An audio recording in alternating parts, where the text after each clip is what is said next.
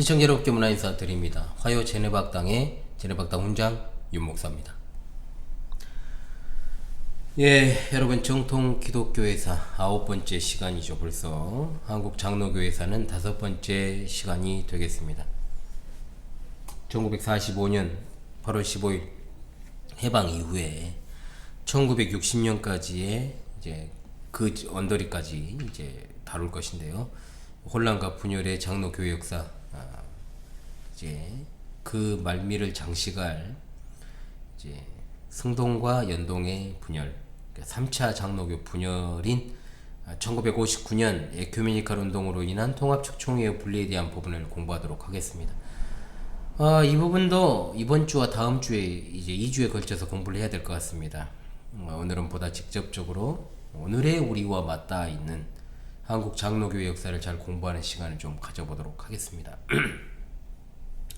제가 통합측 분리에 관한 내용은 여기저기서 이야기를 좀 했습니다. 그러나 좀 굵직굵직하게 제가 이야기를 했고, 정통 기독교회사 시간에는 보다 좀 세부적인 내용들을 공부하려고 하니까요. 여러분이 앞서 다른 강의에서 들으셨던 것보다 더 내밀한 내용들을 좀 듣고 공부하실 수 있을 것이라고 생각하고 있습니다. 사실 총회가 또 한 번의 분열을 하게 되는 3차 분열의 이면에는 고려파도 마찬가지였습니다만 WCC 가입 문제만 있는 것이 아닙니다. 여러분들이 앞서 고려파 분열이 단순하게 어떤 신사참배 회계 문제만 있는 것이 아님을 배워서 알게 되었지 않습니까? 마찬가지로 총회 내에는 심각하게 갈라져 있던 두 기류가 있었습니다. 원래부터가. 그 두 기류가 결국 충돌하게 되어서 빚어진 것이 1959년의 3차 분열이다 이 말입니다.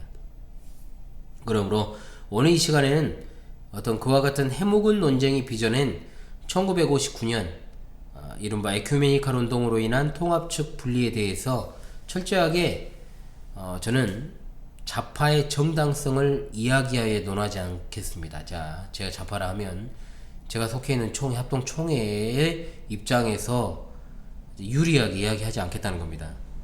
객관적인 사례와 증언을 바탕으로 해서 다루도록 하겠습니다. 저도 합동총회에 소속된 목사로서 당연히 제가 섬기는 교회와 신학이 역사적 정통이라는 자부심을 가지고 있습니다. 그러나 그렇다고 해서 자기 비판적 시각에 결여된 채 무조건적으로 내가 속한 곳의 정당성을 이야기하기 위해 무리하게 변호하려는 노력 따위는 하지 않을 것입니다.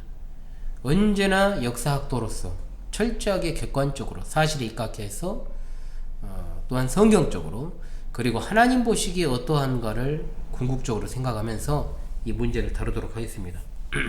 한마디로 우리가 교회의 역사, 그것도 우리 한국교회, 짧은 한국교회의 역사를 통해서 배워야 하는 것은 인간들의 어떤 이런 큰 결점과 연약성에도 불구하고 하나님께서는 그조차도 성별의 원리에 따라 알곡과 가라지를 분리하기 위한 큰 틀에서 일을 하셨다 이 말입니다. 그래서 그런 어떤 궁극적인 인식이 필요하고요. 어떤 그렇지 않고 그렇지 않고 이제 그냥 분리된 그런 어떤 측면들은 교권에 의한 분리라고 그랬잖아요. 분명히 그런데 여러분 59년에 통합측이 분리되는 그런 상황 속에서도 교권이 작용을 했거든요. 안 했다고 말하면 그건 거짓말쟁입니다. 그건 진정한 역사학도가 아니에요. 그거는 어찌되었든 간에 그런 어떤 분리는 이후의 분리는 제가 크게 다루지 않겠다라고 제가 말씀을 드렸던 겁니다. 어찌되었든 이번 주에는 44회 총회가 파행되기 직전의 상황, 경기노회 총대 사건까지 다루고 다음 주에 이 부분을 마무리하는 시간을 갖도록 하겠습니다.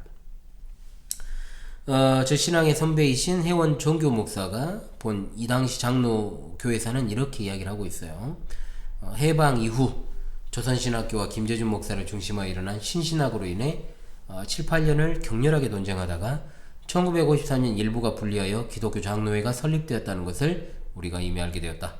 아울러 해방 이후 신사참회 문제로 옥고를 치른 추록 성도들과 그렇지 않고 거기에 타협했거나 또는 적극적으로 가담했던 대다수의 사람들 사이의 부조화로 500개 교회가 분리되어 총회를 조직하여 고려파가 탄생하게 되었다.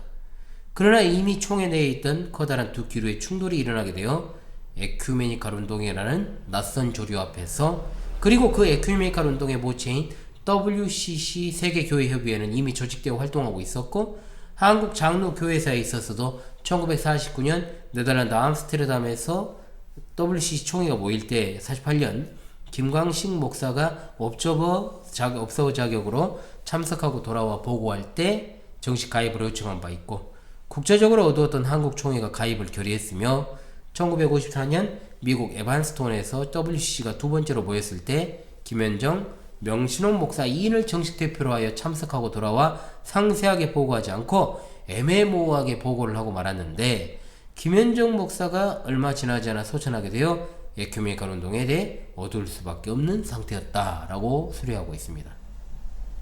사실 에큐메니컬 사상과 WCC는 칼빈주의 보수 신학을 바탕으로 하는 한국 장로교회에서 도저히 지지하고 용납할 수 없는 것이었다. 에큐메니컬 운동은 그 당시만 하더라도 신신학과 교회 일치 운동과 용공주의, 즉 공산주의 사상을 내포하고 있다는 것이 여실히 드러났다. 에큐메니컬 운동을 지지하는 인사들은 대개 국제적 교류를 자랑으로 삼고 시대에 발맞춰 넓은 길을 택하고자 하는 지도층에 속하는 이들이었고, 미 북장로교 선교사들과 호주 장로교 선교사들이었으며, 남장로교는 처음에는 에큐메니컬 사상에 반대하다가 나중에는 본국의 지령이라 하여 일조에 돌변하여 지지자가 되어버렸다. 결국 캐나다는 기장을 미 남북장로교 선교사와 호주 3선교부 모두 WCC적 에큐메니컬 운동을 적극 지지하면서 국내 지지자들은 각종 방법으로 옹호 선전하면서 한국 장로교 전체를 에큐메니컬 교회로 변질하게 하려고 노력했다라고 하는 것이 바로 해원 종교 목사의 1959년 통합적 분리의 배경이다 라고 제가 그대로 인용해서 말씀을 드렸습니다. 아전 인수격으로 교회 역사를 다루면 안 된다는 게 저의 입장이고, 또 고려파 분열에서도 첨예한 어떤 여러가지 원인이 개입했던 것을 생각할 때 장로교 3차 분열의 문제에 있어서도 단순하게 이것이 WCC 문제였다라고 이야기하고 끝내버리면 제가 이 강의할 필요 없습니다. 단순하게 이렇게만 언급하고 끝내버려야지. 여기에는 총회 내에 해방전부터 해묵은 갈등들이 있어 왔습니다. 이를 통해서 우리 인간이 얼마나 하나님 앞에서 연약한 존재인지를 생각하는 게 중요합니다. 참고로 WCC와 에큐메니컬 운동 문제에 대해서 더 알기를 원하시면 저의 채널에서 지금까지 가장 많은 조회수를 기록한 참된 교회란 무엇인가 시리즈 강의가 있는데요. 제 2강을 여러분들이 보시면 되겠습니다. 자, 그럼 3차 분열과 관련한 강의를 본격적으로 시작합니다.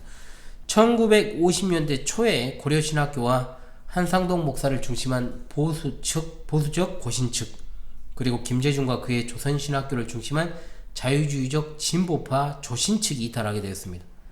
그리고 남은 한국 장로교회 주류가 될 것으로, 이제 남은 총회가 주류가 될 것으로 예측이 되었지만 그러지 못했고 합동과 통합으로 분열되게 되죠. 결론적으로 여기에는 WCC가 가장 큰 문제로 거론되고 있지만 사실은 세 가지의 굉장히 굵직굵직한 사건이 있었습니다. 하나는 박형용 박사의 3천만원 사건, 비교적 우리가 잘 알고 있는. 두 번째는 WCC 세계교회협의회 가입 문제, 그리고 세 번째가 경기노회 총재 선거 문제입니다. WCC 문제는 많이 들어보셨겠지만 아마 앞뒤 사건은 잘 모르시는 분이 꽤 될 것으로 보이는데요. 자, 이 사건들을 여러분이 아예 자세하게 알고 있을 필요까지는 없지만 이를 통해서 우리가 알아야 될 것보다 인간의 결함, 연약성, 그리고 하나님의 위대하심을 드러낼 수 있다는 측면에서 우리가 이 부분도 다루는 것이 굉장히 중요하다 볼 수 있겠습니다. 자, 먼저 첫 번째로 박영용과 한경직의 뿌리 깊은 갈등에 대해서 먼저 좀 살필 필요가 있습니다. 자, 보통 합동과 통합은 분열된 이후의 총의 이름입니다. 그렇지만 분열하는 그 당시에는 승동측, 연동측으로 이렇게 불렀습니다. 양거대 교단으로 총회가 분리되기 이전에 이미 양대 그룹의 수장이 될 두 사람의 뿌리 깊은 갈등과 불화가 있었다는 것을 직시해야 됩니다. 물론 당연히 박영용 박사는 우리 개혁신앙의 선구자적인 인물이죠. 우리 교회, 우리 한국교회에서, 장로교회에서 신앙과 신학에 있어 우리 직계 선배입니다만, 한경직으로 대표되는 자유주의적 교단의 성향의 이 두 존재 간의 갈등이 총회 안에 이렇게 계속해서 뿌리가 내려져 있었다는 거예요. 이 사실을 우리가 알고 이 59년의 분열을 이야기해야 된다는 겁니다. 일단 축산 박영용 박사는 우리 장로교 신학에 있어서 주경신학자 박윤선 박사와 더불어 교회 신학으로 유명한 우리 신앙의 선배입니다. 그는 프린스턴 신학교가 사탄주의자들에게 완전하게 넘어가기 전 1923년에서 26년에 수학했던 인물로 참으로 미국 장로교회가 분열 직전의 절정의 상태에 있을 시기를 보냈던 인물. 박영용 박사의 신앙은 개혁신앙의 수호자로 불리는 그레시안 메이첸 박사의 영향을 강하게 받았고 학문적으로나 인격적으로 그에게 많은 도움을 얻었다는 것이 분명하게 드러나 있습니다. 박영용 박사의 신학은 당연히 이런 환경과 상황 속에서 더욱더 보수적으로 굳어지게 됩니다. 그는 오늘날 WEA의 전신인 NAE와 WEF로도 이제 성별해야 된다라고 하는 것을 이야기했고, 오늘날의 많은 사람들이 극단주의자로 매도하는 ICCC 국제기독교회 협의회의 칼 맥킨타이어 박사만 인정했죠. 신복음주의는 분명히 박영용 박사의 눈에는 이단이요 자유주의의 다른 이름이었을 뿐입니다. 그의 이러한 노선이 합동총회 오늘날까지 그대로 잘 이어졌더라면 자금의 WEA와 관련된 잡음은 근본적으로 일어날 여지가 없었을 것입니다. 그러나 그렇게 하지 못했죠. 이러한 보수신학을 견지하던 박영용 박사가 자유주의적 성향의 한경직과는 근본적으로 양립할 수 없었다라고 봐야 됩니다. 한경직 목사를 나이브하게 평가하는 사람들은 그가 온건파 중도다 이렇게 이야기를 합니다. 그러나 사실 이 말은 이 사람의 신학적 입장이 전혀 선명하지 않다는 말도 되기 때문에 부정적으로밖에 평가할 수밖에 없는 말입니다. 한경직 목사 스스로 보수주의자라고 이야기했다고 해서 그가 자유주의적이지 않다라고 이야기할 수는 없습니다. 단순하게 그가 어떤 청빈한 삶을 살았다? 그리고 그래서 그가 보수적이다라고 말한다면 그것은 지나치게 인간적인 평가일 것입니다. 그의 행적들을 보면 매우 신복음주의적이고 사탄의 종들인 즉 기장 측의 인물들과 프리메이슨 33도였던 빌리그레엄과 친밀한 유대관계를 가지고 있는 것을 볼 때도 그래요. 그의 어떤 이러한 애매한 신학적 경향성 그리고 이도저도 아닌 신학적 정통이 오늘날의 통합 측의 이도저도 아닌 신학의 뿌리라 저는 그렇게 이야기를 분명히 합니다. 무엇보다 프린스턴 신학교가 사탄주의에 물들어 개혁신앙의 수호자 그레시안 메이첸 박사가 1929년에 프린스턴을 떠나서 웨스트민스터 신학교를 설립할 때 한경직 목사는 그곳으로 안 갔어요. 그냥 프린스턴에 남았습니다. 이것이 바로 그의 신학적 정체성입니다. 저는 분명히 말합니다. 똑같은 학교에서 다른 선택을 한 두 사람이 총회의 양대 산맥이었다 이 말입니다. 자, 진짜 흥미롭죠 사실은. 그러다가 발생한 사건이 뭐냐? 바로 아빙돈 추석 사건이었습니다. 여러분 기억하실 겁니다. 지난주 제가 목요일에 알곡과 가라지 강의에서 다룬 바 있던 아빙돈 당권 성경 주에서 사건을 기억하시리라 생각을 합니다.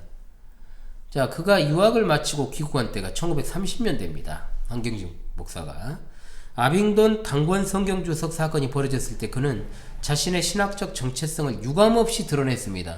1935년 제24회 총회에서 한경직은 김재준, 송창근, 최필근과 함께 아빙돈 당권 성경 주석 번역에 참여했다는 이유로 정죄당할 위기에 몰렸죠. 박영용 박사는 그 주석에 대해서 평가하기를 모든 자유주의 신학 사상의 집대성이라고 분명하게 말했습니다. 나아가 그는 그 주석이 성경의 고등비평 방법을 채용하고 있고 계시를 종교 친화론적으로 분석한다라고 말하면서 그 번역에 가담한 자들은 이것을 해명해야 된다라고 분명하게 힘주어 말했습니다. 자, 최필근 목사는 이 당시에 사과를 했습니다. 그런데 김재준과 한경직은 여러 이유를 들어서 사과할 이유가 없다라고 입장을 밝혔어요. 유학까지 마치고 돌아온 이들이 과연 아빙돈 성경 주석의 성격이 어떠한지를 모르고 했다? 이렇게 이야기했다라고 하는 것이 유치원생이 웃을 만한 일이다 이 말입니다. 분명히 이 성경 주석은 사탄으로부터 고안된 고등비평가들이 성경을 파괴하기 위하여 전통적인 성경의 저자와 연대를 부인하고 성경이 후대에 기록되었다라고 하는 문서서를 적용한 주석입니다. 참여한 대다수의 목사들은 감리교 목사였다라고 말씀드렸잖아요. 장로교 목사가 번역 집필에 참여했다? 이게 있을 수 없는 일이었다는 거예요, 이게. 그러니까 그 컬러를 분명히 보여줬다 이 말입니다.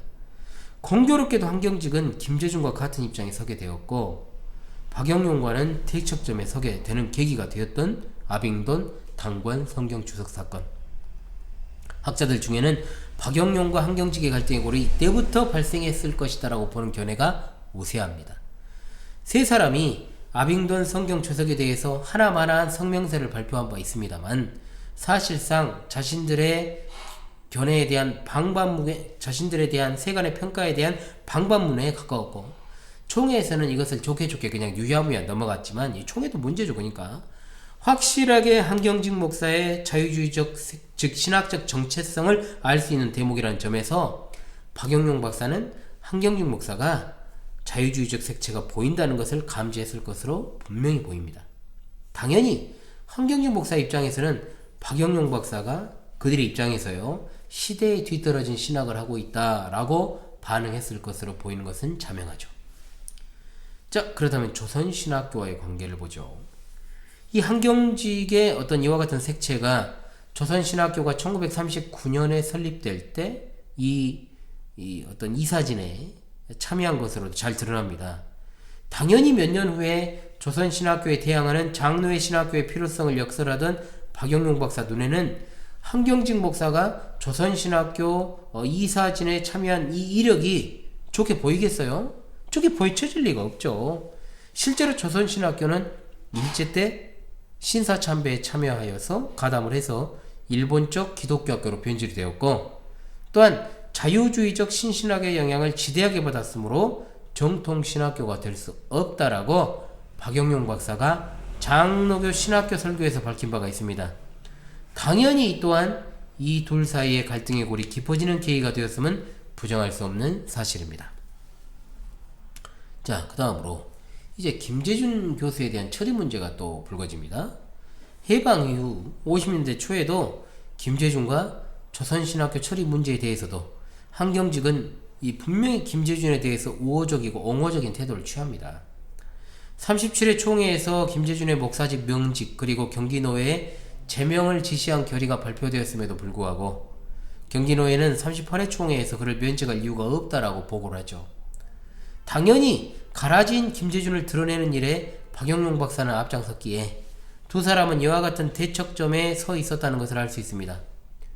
이와 같은 신학적으로 완전히 다른 두 사람이 총회 내에 양대 산맥이었다는 것이 장로교 3차 분열에 큰 작용을 했을 것은 분명한 사실입니다. 그리고 이제 중요한 사건이 터지죠. 박영용의 3천만원 사건이 터집니다. 자, 이 사건은 사실 합동에 소속된 성도들은 잘 모르는 사건이기도 합니다. 1953년 9월에 이제 발생한 사건입니다. 당시 총회 신학교 교장으로 취임해서 학교 부지를 물색하고 있던 박영용 박사가 회계 김창준 장로로부터 장로직함을 가진 박호근이라는 인물을 소개받게 됩니다. 문제는 이 박호근이라는 사람이 자신이 국회 부의장도 알고 재무장관도 잘하니까 자신만 믿으라 이렇게 큰 소리를 쳤고, 이와 같은 어떤 물론 능력이 없던 사람은 아니에요. 없었다는 건 아니고 어떤 이런 입담에 넘어간 박영용이 적산인 남산 기지 불화를 위해서 정부와의 교섭 건축 허가 그리고 대학 인가까지 취득 이걸 부탁을 하면서 이사회 허락 제가 없이 3천만 원이라고 하는 이 학교 기금을 자 어떻게 했냐, 접대비, 교통비, 교섭비 명목으로 박호근이라는 사람에게 지불한 거예요. 그러니까 한마디로 신학교 부지를 확보하려고 정부 요인을 뇌물로 매수하는 일을 그것도 신학교 공적 기금을 가지고 벌였다 이 말입니다. 자, 3천만 원이면 한 3억 정도 돼요. 자, 적은 돈 아니에요. 문제는 남산 기지가 불화되지 못했고 문제는 이거예요. 박영용이 박호근에게 속았다는 것이 판명되고 말았는데 3천만 원은 고스란히 박의 이제 주머니에 들어가고 말았던 거죠. 심지어 선수를 치기를 사기 혐의로 고소당하지 않기 위해서 박은 미국에서 온 1만 달러를 암시장에서 교환을 했던 박영용과 총무처장을 당국에 고소하게 이릅니다. 여러분 생각해 보십시오. 이 사건이 일파만파 커지면 어떻게 되겠어요? 그래서 이 문제를 조용히 얼버무리려 했던 거죠. 아무리 총회 신학교 부지를 물색하려는 의혹이 지나쳐 일어난 일이라 해도 그 일을 주도했던 교장 박영룡이 어떤 식으로든 책임을 지는 것이 마땅했습니다. 일단 기독교 윤리적으로도 이것이 문제가 될 일이었고 사회적으로 진짜 개망신을 당할 그런 여지가 충분했던 거죠. 또한 어떤 행정 절차를 무시해버리고 교비를 처분하였으니 심대하게 이제 재정적인 손실을 끼치기가 했다. 이처럼 중대한 과실을 저질렀음에도 불구하고 그가 이제 신학교에서 그리고 총회에서 입지가 탄탄했다라는 것을 보여주는 것이 그의 어떤 이 사표를 수리하는 과정에 있었던 이사진 투표도 찬성 20, 반대가 17, 기권이 1이니까 얼마나 그의 입지가 탄탄했다라는 것을 알 수가 있죠. 이런 엄청난 일을 했잖아요, 사실은. 결국 박영룡 박사가 학교에서 물러나게 되었고 그가 맡고 있던 조지신학은 다른 목사가 이제 담당하게 되었습니다. 이처럼 보수신학의 거목이었던 박영룡 박사도 어쩔 수 없는 연약한 인간이었음이 만천하에 드러난 사건이었습니다. 문제는 박영룡 박사가 학교에서 물러나는 것으로 이 사건이 순조롭게 끝나는 것이 아니었다는 데 있습니다. 물론 신학교 이사들도 3천만원 사건에 대해서 도의적 책임을 지고 전원 사임하게 이르게 되었죠. 자, 그러자 이제 여섯 번째로 보수 측, 이른바 NA라고 이제 부를 수 있는 보수 측의 대응입니다. 이와 같은 결론에 불만한 가지 지도급 인사들이 있었습니다. 이른바 NA 측인데, 자, 이들은 박영룡 박사가 교장직에 복귀해야 된다고 생각했고 그의 재기를 시도하기에 이른 겁니다. 그러나 전술했던 대로 이미 신학교 이사회가 사임을 해버렸잖아요. 신학교 이사들을 새로 선정을 해야 됩니다. 그러니까 NA 측이 박형룡의 이제 지지자들이 다수 이사가 되어야지 다시 교장직으로 컴백을 할 수가 있을 것 아닙니까? 그런데 이것이 안 돼버립니다. 이제 실패로 돌아가요. 그 반대편에 있었던 소위 이제 NCC입니다. NCC라고 이제 불리는 이 NCC 편도 마찬가지로 팽팽한 교권 싸움이 그 대면에 있게 되었던 거예요. 그러니까 박영룡 박사의 열렬한 제자였던 정규호, 박찬모, 조동진, 이완서 등이 박영룡 박사가 물러나고 다른 교장이 들어서면 교단의 신학이 좌경화될 것이다 라는 것을 확신했다는 거죠. 결과론적으로 이런 평가는 그릇된 것은 아니었습니다. 분명 그의 일선 후퇴는 곧 보수 측에 있어서는 보수 신학이 뒤로 후퇴하는 것이었기 때문에 그만큼 신학적 저변이 아직 크게 넓지 못했던 장시 장로 교계에서 한 어떤 신학적인 거대 학자의 입지는 정말로 큰 것이었습니다. 오늘날에는 이런 어떤 소위 말하는 신학계나 교계의 어른이 없는 정말 현실이 답답한 것도 사실입니다만 그 당시로서는 보수 신학의 큰 위기라고 봐도 무방한 상황이었다고 볼 수 있죠. 물론 이것을 부정적으로 보는 이들은 그들이 박 박사의 어떤 방어에 집착한 것이 그들의 어떤 계파적 지위가 약화되기 때문이라고 보기도 합니다. 순전히 이것은 여러분 반대편의 입장이에요. 전체는 아니더라도 부분적으로는 정치적인 이유가 있었다는 것을 부정하기는 어려울 것 같습니다. 예, 분명히. 공교롭게 NA 측의 반대편인 NCC 측, 이제부터는 보수 측과 진보 측으로 제가 부르겠습니다. 진보 측의 거둔을 누구겠어요? 한경직 목사였습니다. 당연히 서로 간에 흠집을 내는 일에 몰두했던 것도 사실이죠. 자, 이것이 그런데 어디로 튀냐? 신학적 정체성 논쟁으로 튑니다. 어찌되었든 여러분, 장독의 3차 분열의 배경에는 신학적 이유와 당파적 이유가 상존하고 있습니다. 당연히 보수 측은, NA 측은 박영룡 박사의 교장직 복귀 쪽으로 가닥을 잡고 당연히 신학적 당위성을 역설하기 위해서는 서로 간의 차이점을 이야기할 수밖에 없다는 거죠. 이 부분에 있어서 통합 측은 당연히 신학적 문제를 이 상황에서 들고 나오는 것은 정당한 방법이 아니었다라고 이야기를 합니다. 한마디로 박영룡을 유임시키기 위해 들고 나온 신학적 문제점이었다, 전략이었다는 거죠. 그러나 이 부분은 그런 식으로 단순히 이야기하기에는 좀 무거운 주제였다는 것도 사실입니다. 어찌되었든 보수 측은 3천만원 사건이라는 뼈아픈 실책을 가지고 있기 때문에 그 문제로 인해서 박영룡 박사가 교장직에 복귀하지 못하는 건 더 큰 문제라고 봤던 거예요. 그러나 외부에서 보기에는 정치적인 목적이 더 크다라고 볼 수 없는 현실적인 한계점이 분명히 있었습니다.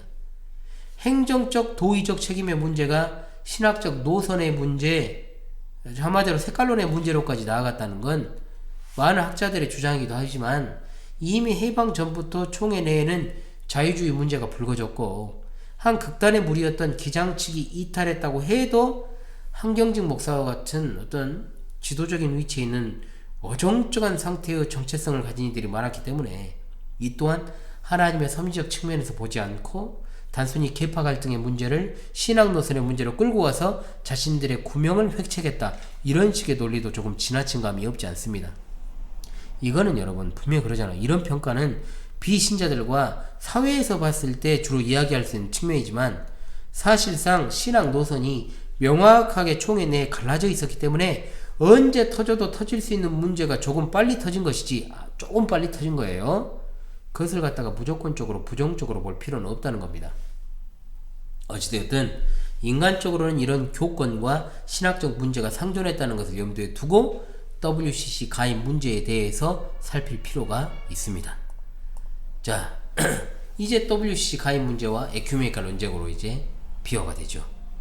이미 1948년 WCC가 출범할 때 김광식 목사가 옵저버로 참석했다는 이야기를 제가 했고요, 서론에서. 그 이후에 1954년 에반스톤에서 열린 2차 총회에 3명의 목사가 대표로 참석을 했습니다. 이미 그 당시에 WCC가 공산주의 신신학, 세계 종교 통합을 위한 단체라는 의혹이 일어나고 있었던 때였어요. 그래서 1956년 9월 40일의 총회 때 에큐메니칼 운동에 대한 찬반 양론 끝에 연구위원회를 발족했고, 연구위원은 한경직, 전필선, 요준, 안광국, 박영용, 박병훈, 정교호, 황은균 목사들이었고, 이 중에 이제 서기를 이제 정교 목사가 맡았죠. 이듬해 1957년 42회 총회 때 무조건 참여 불가는 아니고 선택적 참여가 결의되었던 겁니다. 그런데 42회 총회 이후에 계속해서 이 문제가 불거져 나오게 되는데, 오히려 박영용 박사보다도 정규호 목사를 비롯한 보수측 목사들의 태도가 훨씬 더 강경했다라는 것을 역사를 통해서 엿볼 수가 있습니다. 특히 한국 전쟁이 끝난 지 얼마 되지 않은 때 WCC가 공산주의와 관련이 있다는 거 너무나도 커다란 이슈 아닙니까? 물론 WCC는 일루미나티 공산주의가 만든 단체라는 것을 이미 밝힌 바 있습니다만은 이때는 그것이 큰 화두가 될 수밖에 없는 시대적인 상황이라는 것을 분명히 해줘야 된다, 이 말입니다. 총회 임원 선거를 통해서 에큐메니칼 세력을 확실하게 견제하고자 했던 NAE 보수 측은 에큐메니칼 NCC 측을 신신학과 용공주의자들이다 라는 것을 분명하게 천명하기 시작합니다. 자, 또 하나의 문제점이 있었죠. 결정적인 분열의 원인이었던 경기노의 총대 선거 사건입니다. 1959년 9월 이제 분열의 역사가 이제 거의 이제 임박을 했어요. 대전 중앙교회당에서 44회 총회가 4차 총회가 열리기로 되어 있었는데, 중심 의제는 뭐냐? 박영용 박사의 교장 건이었어요. 이때. 그로 인해서 NAE와 에큐메니칼 측이 서로 좌파 간의 총대를 확보해서 이제 과열된 선거운동이 치닫고 있던 때였습니다. 그러다가 1959년 5월 14일 서울 승동교회에서 경기노회 제72회 정기노회가 있었습니다. 자, 경기노회는 서울과 경기도 전역을 망라하는 정말로 노회입니다. 그러니까 당회가 있는 조직교회만 100여 개가 넘는 장로교 최대의 노회였다는 거죠. 이 노회는 총회를 가늠할 수 있는 전초전과 같은 양상으로 이제 펼쳐지게 돼요. 보수 측과 진보 측의 대결이 여기서 이루어진 겁니다. 총회 총대 선거에서 보수 측이 에큐메니칼 측을 18대 10으로 이기는 결과가 나오게 되죠. 총회에서, 노회에서 총회 총대원으로 이제 선거하는 그 결과가 그렇게 됐다는 겁니다. 노회 대표로 총회에 이제 참여하는 것을 말해요. 총대 선거는. 문제는 이제 여기서부터 발생을 해요. 노회가 이미 폐회된 후에 투표 결과가 좀 이상하다. 왜 당연히 당선될 것으로 여겼던 사람이 당선이 안 되는 일들이 발생을 하니까 의문이 제기가 되고, 임원들끼리 모였어요. 투표지를 검토를 했습니다. 개표위원들의 실수가 있어서 80표를 득표해 당선되어야 했을 총회 전도부 총무였던 황금천 목사가 당선자 명단에서 누락된 사실이 발견이 돼요. 이후에 이제 임원회가 따로 모여서 재검표에 착수한 결과 실제 오류가 있었다는 것이 발견이 되었고, 문제는 뭐냐? 이것을 처리하는 과정이었는데 노회 때 이미 선거 결과가 공식적으로 선포가 됐잖아요. 그런데 임원들이 따로 모여가지고 재검표한 결과를 노회 찬료에다가 담아버린 거예요. 노회 이제 쉽게 말하는 경과 보고서에. 물론 문제가 생겼으면 이거를 시정하는 것까지는 좋아요. 그런데 노회원들을 싹 폐지해버리고 비공개적으로 임원회가 모여가지고 그것을 수습하려고 재검표를 하고 문제는 찬료에다가 그 결과를 발표했다? 절차상의 문제는 100% 있죠. 당연히 여기에 대한 불만이 왜 안 나오고 있습니까? 다른 것만 방구만 끼워도 뭐 불만을 제기하는데 노회 같은 데 가보면 임시노회가 이제 소집되기에 이릅니다. 임시노회에서 노회 이임 없이 임원들이 재검표한 것은 과실이 맞지만 착오를 시정하려고 했던 양심적 행위다. 이것이 인정되었고 그런데 임원들이 사임하는 건에 대해서는 이제 의견이 갈리게 되는 거예요. 그러니까 임원이 사임하는 것에 대해서 한편은 거론을 해야 된다. 한편은 임시노회에서 어떻게 임원 사임에 관한 것을 다루냐? 그럴 수 없다. 주장을 하니까 또 이제 첨예하게 대립이 된 거예요, 이게. 한마디로 조금 모순이 되는 결과가 나온 거죠. 그러니까 임원들이 좀 모여가지고 재검표를 했던 것이 양심적 행위라는 것을 인정을 했잖아요. 그랬으면 임원 사임에 관한 건을 거론할 이유가 없습니다. 그러잖아요. 그냥 넘어가면 되죠. 그런데 절대 양립할 수 없는 이 두 안건이 충돌하는 결과를 낳게 된 거예요. 그러니까 이제 여기도 이제 좌파의 어떤 불리함을 느꼈던 회장이 비상정회를 선언했겠죠. 그리고 퇴장을 해버립니다. 이후에 이제 옥신각신 이제 다투는 와중에 밤에 다시 속회가 되어서 다음 속회 일시를 정하고 정의하는데 6월 18일이 되어서 1959년 6월 18일에 87명의 노회원이 참석한 가운데 속회가 이루어지고 난 후 11일에 있었던 비상정회 그것을 갖다 해제를 해버리고 다시 6월 말 전에 속회하기로 하고 해산한 뒤 6월 29일에 승동교회에 모여서 임시노회를 속회하게 됩니다. 이 속회된 임시노회에서 총대선거를 다시 재선거하기로 결정하게 되죠.